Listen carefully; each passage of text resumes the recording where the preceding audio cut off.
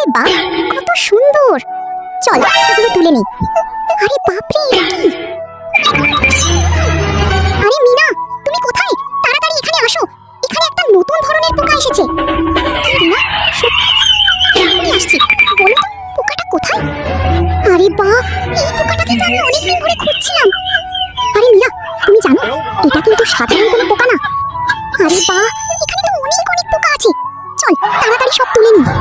কিন্তু এতগুলো পোকা আমি রাখবো কোথায়? আরে মিনা, 1 মিনিট দাঁড়াও, আমি এক্ষুনি আসছি।